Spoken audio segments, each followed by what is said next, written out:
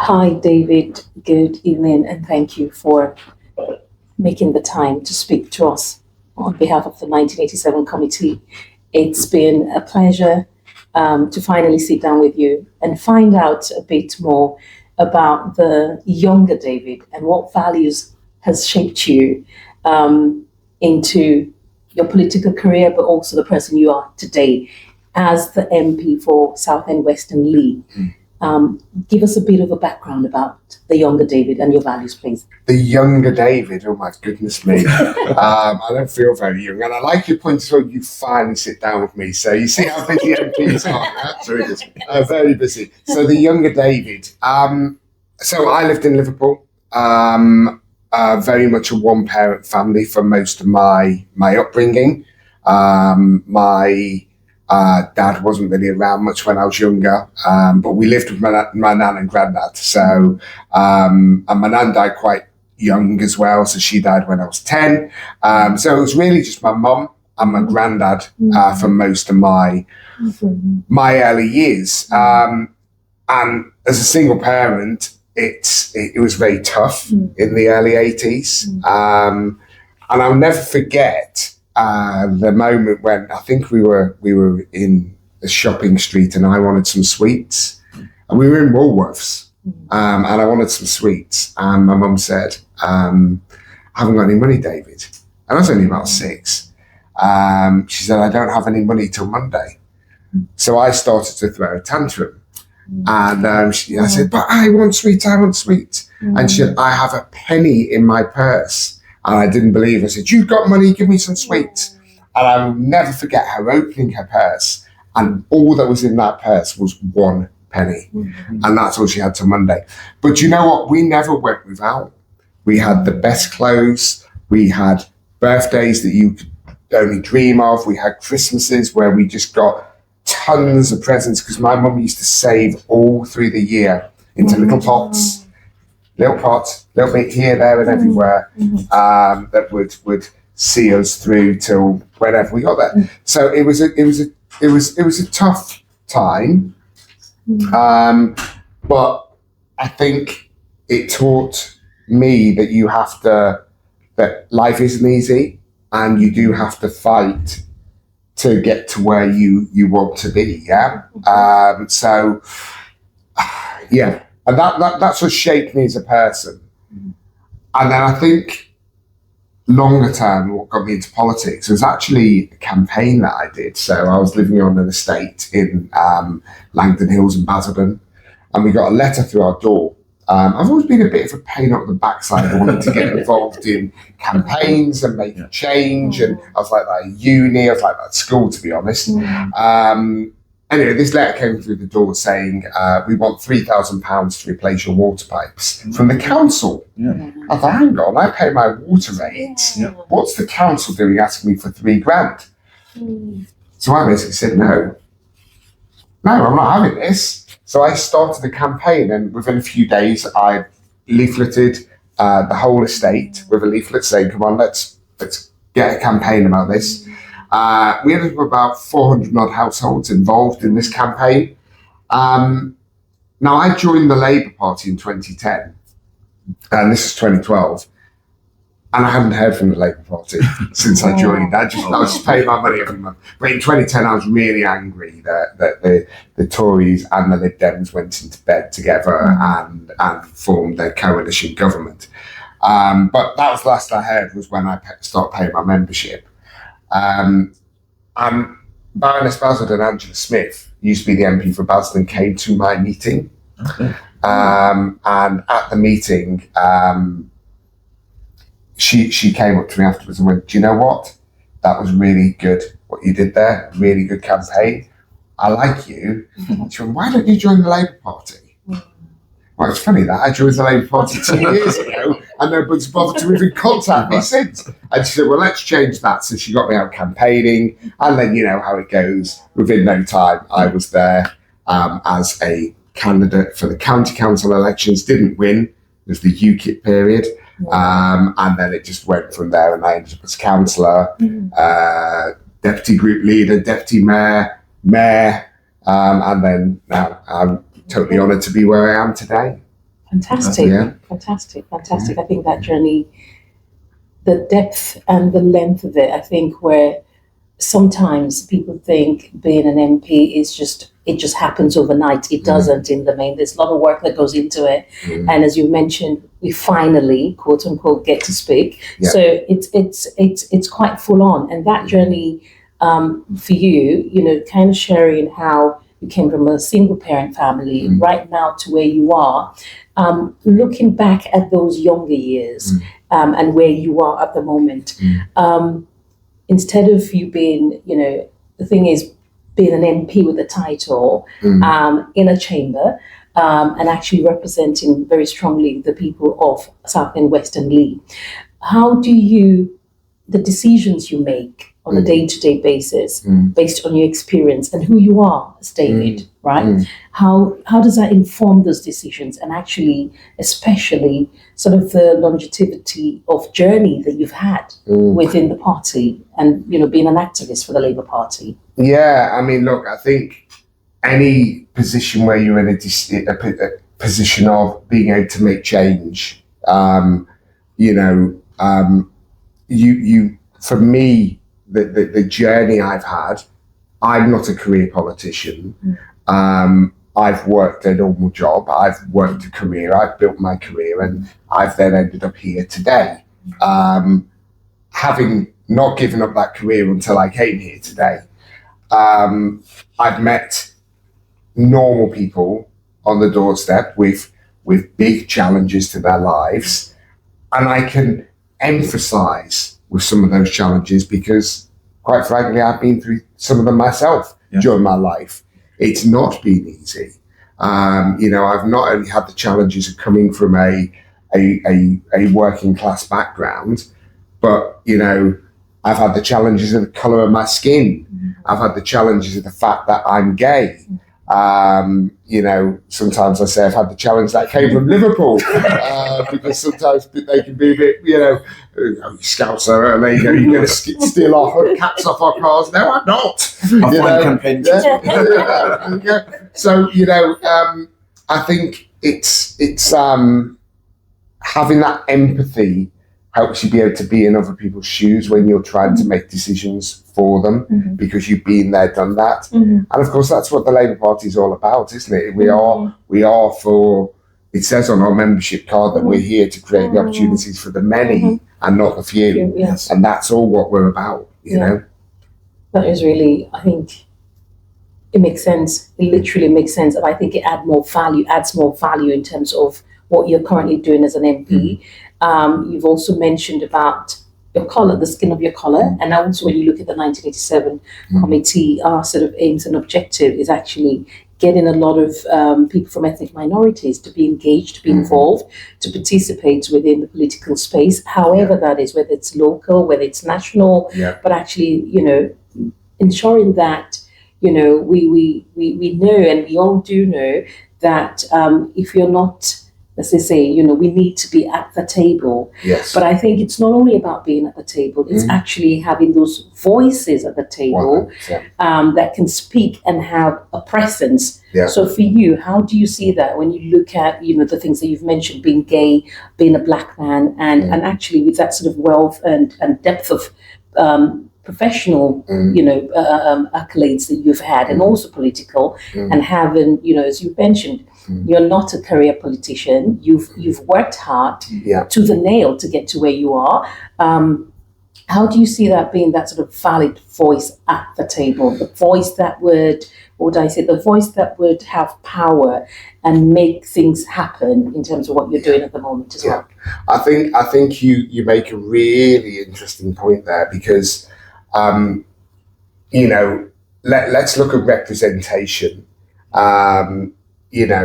Through my career, I could only see people who looked like me up to a certain level. I couldn't see anybody who looked like me. I was ahead of, and I could, at the highest point of my career, and I couldn't see anybody who was at a director level within my organisation who looked like me, and definitely not at a CEO level. And don't forget, I mean, we talk about the 1987 committee and what that stands for. That stands for that first chunk of black people coming into Parliament, the year Diane Abbott coming in. And it's taken time to get true representation into Parliament, and we almost are there. We're almost representative on the BAME side of our community. In terms of numbers, I think we were looking at it, and I think we're like, I think it was 18%, 18%, yeah, 16%, and I think that the population's 18%. So we're almost there. So I look at a younger me looking at politicians, if that's the route I had wanted to go down, and not seeing any politicians that look like me. Therefore, that's not for me, is it? No, you know? That's the thing. And he might not have been Labour, but there was a massive, massive, massive symbolism of Rishi Sunak becoming the first first Prime Minister of any colour, because immediately that showed that possible. It is possible. You know, it's like Rachel Reeves becoming Chancellor, the first female Chancellor, 2025, you know. It's, these things all in, the 2020s, only really almost getting to representation in 2024. What's going on there, So the importance of seeing somebody like me sat around that table says to young people, and says to other people of all ages, actually, this is possible. It shouldn't just be young people coming into politics. It should be people of all ages, because we should be representatives of the communities that we serve. Very true. Yeah. Very true. Yeah. Very true. Cool. Yeah. I want to take you now back to Basildon Council. Yeah. And your first campaign for the Labour Party as a candidate. How did that feel? And when you got elected, what were your hopes and ambitions? So how did it feel? I mentioned that I was a candidate during the UKIP years, during the Brexit years, and I tell you now, it was tough. So I stood, it wasn't even third time lucky for me, it was fourth time lucky before I got elected. Can you believe that? So the first time I lost very unexpectedly to UKIP. Nobody expected UKIP to win, and they won. And then the following year was that UKIP tsunami, when in South Essex they just got loads of councillors and they replaced Labour as the main opposition. So when I finally got elected as a councillor, it was euphoric, because I've done it, finally I've done it. And of course you have all these hopes and dreams and visions of what you're going to change, but we were in austerity and there's only so much you can change, but there was a lot of change you could make to individual people's lives. And that was the important thing, was looking at how I could help my residents. And I didn't just used to sit there and wait for casework to come in. I used to go out and proactively look for casework. We used to knock on people's doors looking for casework. We used to do street surgeries to tell people to come out and share their casework with us. And that's what I think, endeared me to the people, was that I was active, I was out there, I was wanting to help, and I was making a difference. Now, as a councillor, you don't have the backing of a team of people. It's you. You are your team. It's you. You have no team. It's you and your officers that you write to, and they're hopefully going to help solve things for you. So it's very hard, for your day job and all that, but you have to. And you became deputy leader of your group. And how did that feel? And did you feel any sort of sense of responsibility? Yeah, I actually became deputy leader after we'd had a bad year of elections. And the leader at the time also became quite ill. So I ended up doing a lot of work as leader as well of the opposition. And And that was the year that we started to really rebuild. Okay. So it was really exciting to be part of that and to help. We had a couple of by-elections for Conservative House seats. I think one was Tory, one was UKIP, and we won both of them. And then we won another by-election. And that felt, I was running the campaign, so it felt really good. I'd been deputy mayor the year before, and then the year after being deputy leader, I became mayor. Yes. Now, I was mayor for 2 years. And again, that was quite significant, I think, and symbolic to have it the very first black mayor of Basildon, given that Basildon was just coming out of this whole far right period again. Yeah, because don't forget, South Essex went through it with BNP, then they've gone through it with UKIP. Yet I was there as this figure, gay, black mayor. And everybody knew it because I didn't hide the fact that I colored my skin. But I certainly didn't hide the fact that I was gay either. So yeah. So you very much laid the groundwork, and now Basildon is a Labour-controlled city. It is. It's Labour-led. We're not quite in full overall control, but we are in our best position we've been in Basildon for years, since I think the early 90s. So and likewise in Southend, you look at how we built the council in Southend, and we've done it bit by bit by bit by bit. Although to be fair, the Basildon election was a bit of a tsunami. Yeah. Fantastic. Okay. So what part of your work, what would you say part of your work, based on your journey, what you've explained, starting from Basildon and all of those years, and sometimes, people see the David as of now without realizing the challenges, the pitfalls, the disappointments, not being able to go through you tried 4 times, and the sort of resilience that must have actually built in you to keep going, because actually it's very easy to say, I'm done with this, it's not for me. But now, fast forward and looking back, you can see, why, that sort of push and that sort of tenacity really helped. How do you see, within Parliament and also in your constituency, what gives you a sense of purpose and fulfillment? And also, as well, if we look at politics in the main and the sort of evolving doors that we're having, whether not only in the UK, not only in Europe, but globally as well, how can you relate that to your constituents, but also as an MP as well? Yeah, that's a big question. I know. So I think if you look at locally, for a starting point, I think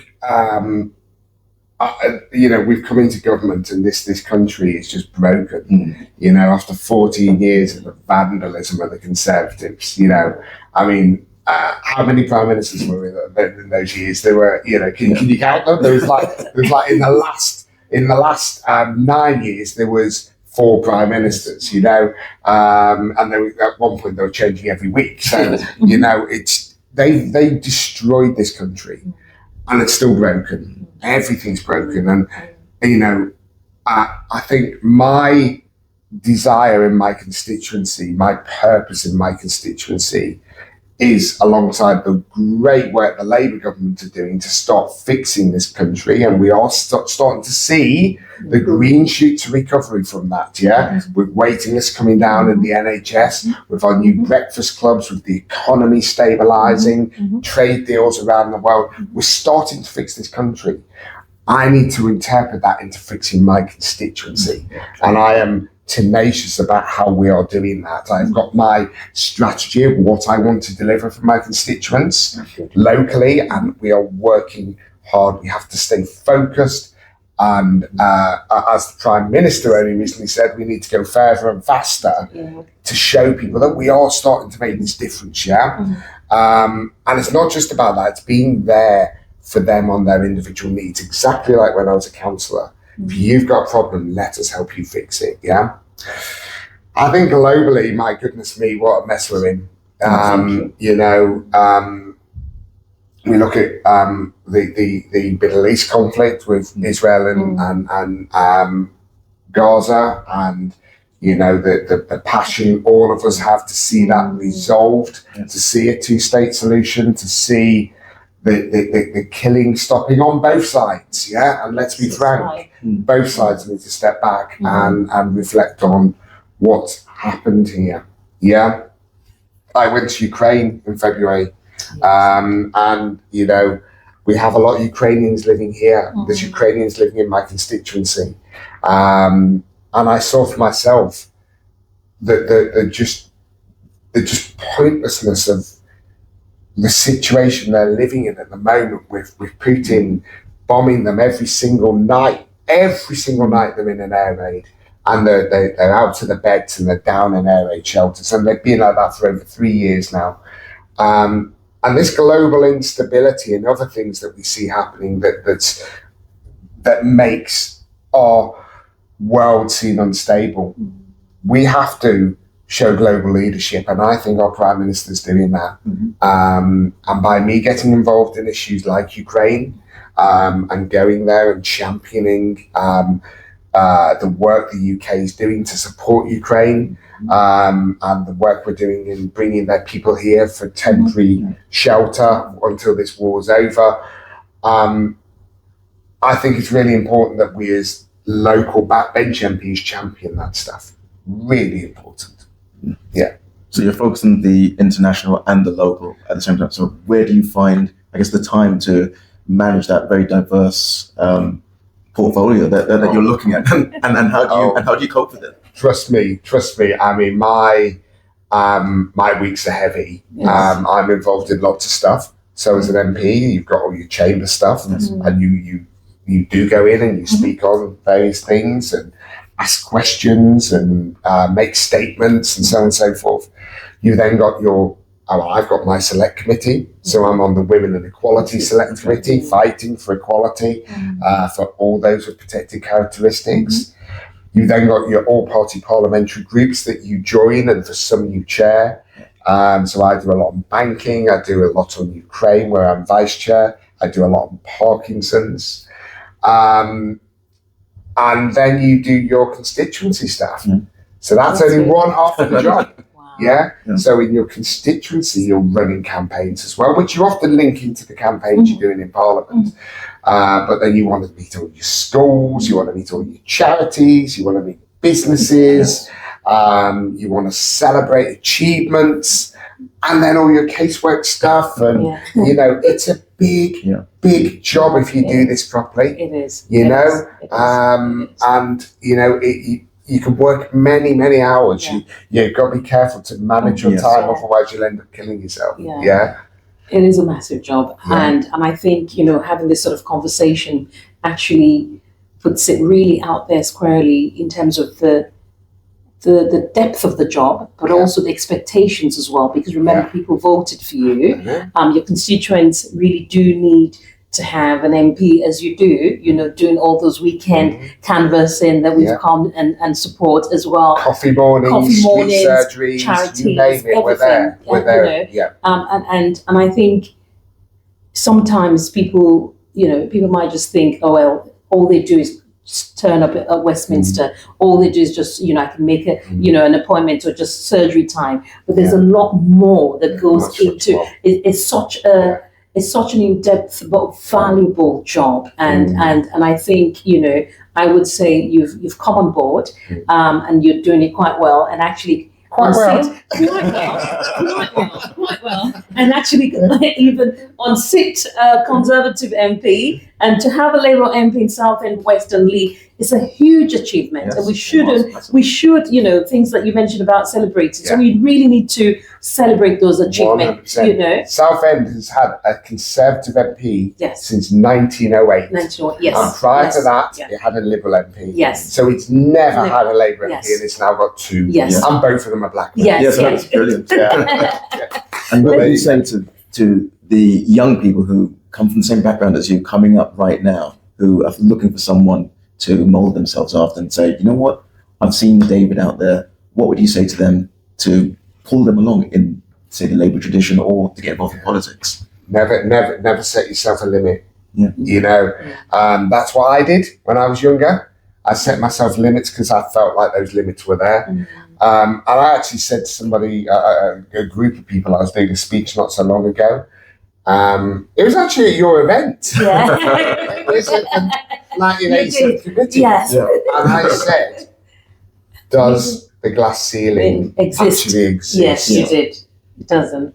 And it doesn't. It doesn't. Not We at all. make it exist. Yeah. People make it Yeah. exist for us. Yeah. It's not really Yeah. there. Yeah, Because if it was there, I wouldn't be sat here today. That's true. precisely. Yeah, Precisely. Rishi Sunak wouldn't have been sat over Yeah. the road in Downing Street. Yeah. Rachel Reeves would have been Chancellor of the Exchequer today. Precisely. You know, all those roles that people have achieved Yeah. shows you that glass ceiling's It's not there. Mm. If it is there, then you just need to figure out how you punch through it. Yeah. Yeah. Yeah. And we are getting better, but there'll always be those that want to push Things down. diversity down. Yes. Yeah. You know, we hear of a certain party wanting to get rid of EDI officers, Yeah. you know, in their councils. Well, you know, is that the way to be inclusive? No. Is that the way to grow together? Mhm. You know, not leaving anybody behind? No, it's not. And that's not what we want. That's not what we want, because actually, I think, you know, it's just so right about talking about the glass ceiling that's not there. Sometimes because of maybe certain conversations, life experiences, life situations, we think that, you know, this is as far as I can go, do you know? Yeah. But if you keep pushing, there's no glass ceiling. It's just, you know, I think it's just something that people have said. You need good people alongside You you to mentor you, Yeah. to encourage you, Yeah. to nurture you, to be able to get to those levels. And I've had many great people, and well, not many, I've had a handful of great people throughout my career who without them, I wouldn't be where I am today. Men and women. And that's important too, It you is, know. it is. You know, I'm sure they're all quietly taking credit right now. Well, humbly they're not, and I try and give them credit, Yeah. and that again shows a good leader. Yes, That's yeah, good. Yeah, exactly that. is when you celebrate the achievements of your team and you Yes. don't hold them back. Yes. Yeah, Yeah. absolutely. And having the right team around you, Yeah, really having the right team around you. I think, you know, you can have a room full of people yeah. as a leader, Mm. but not everyone is in the team or on your side. Do you know what I mean? Yeah. And actually, it's also understanding the people who are not on your side. Yeah. You don't waste time with those people. You literally need to be focused on where you need to be and who you need to help and what you need to achieve. Yeah. So Well, if people are not on your side, they shouldn't be part of your team. that's it. There you are. And you know, but you know, and you know that can apply. You've got to look at us, you know, as a collective, as a Labour Party. You know, Yeah. we are such a broad church, Yes. and we must always stick together Together, and precisely. respect each other's opinions. Yes. You know, because ultimately we all want the same thing. True. We want equality for people. We want people to have better living standards, and we want a Labour government, which we've now got. We need to now keep that Labour government. We've got 4 years to work hard together to keep this most diverse ever Labour government in place. We do. Yeah. And on that note, how do you take care of yourself, have downtime? What does self-care? No, because what does self-care look like for you? Even if, you know, because sometimes it doesn't have to be a whole day, just sort of those snippets. You of are things. you are right, and you know we're recording this in the middle of me doing a 19-day run without a day off. Yeah, and that's naughty. Yes. Yeah, I should be telling myself off for that because I would never allow a member of my team to do that. So why do I do it to myself? Yeah. But you know, this is a unique, once in a lifetime opportunity, and I need to make the most of it. You are totally right because the electors are your bosses, and they could get rid of you anytime they want. But that said, I am getting much stricter at myself, making sure that I do start having that one day off a week. Yeah. And you know, I think you've got to use the holiday period and rest. Not all of it, because it's a good opportunity when we're on recess to spend a lot more time with your constituency. But you also need that downtime. So I'm getting much better at booking time off during recess.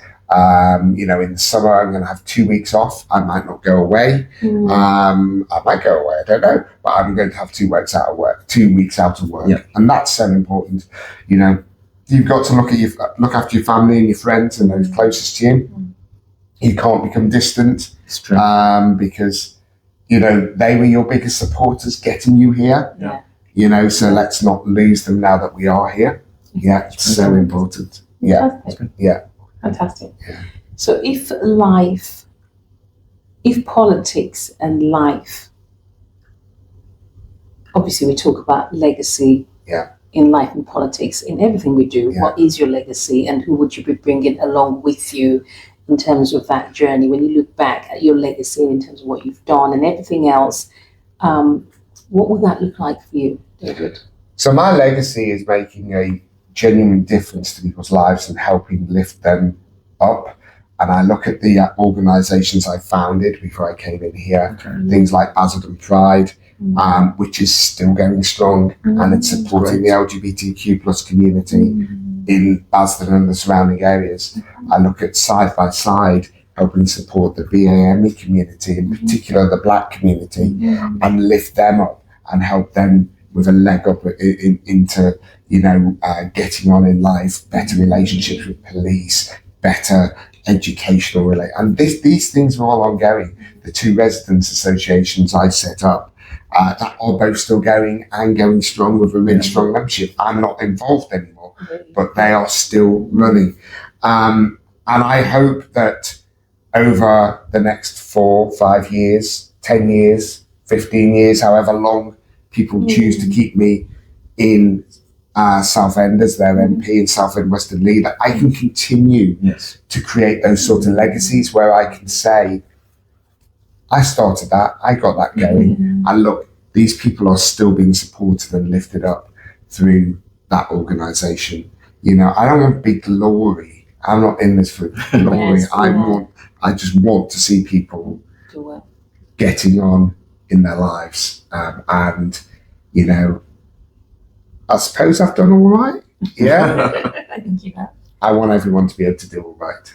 Thank you. Yeah. That's a great summary. Thank you very much. Thank My you. pleasure. And thank you so much for your time. Thank you. We do appreciate you and all the support that you've given to the 1987 committee, and for your time from the 1987 committee executive board, and James as well. He's part of the executive board member. We want to say thank you to you. Thank you for the great work. If there's anything we can do to help and support, you know where we are, and keep up the good work. Thank you. Keep getting on the doorstep. Keep championing that Labour voice. Get out raising money to keep electing great Labour people and amplify the great stuff that Labour's doing in government, because the press will never do it for us. Yes, you know, exactly. the press will never do it for us. Exactly. You know, that Got there's to. great news comes out all the time. Yeah. We are the ones that have to amplify that. We do. Yeah. Definitely. Thank you.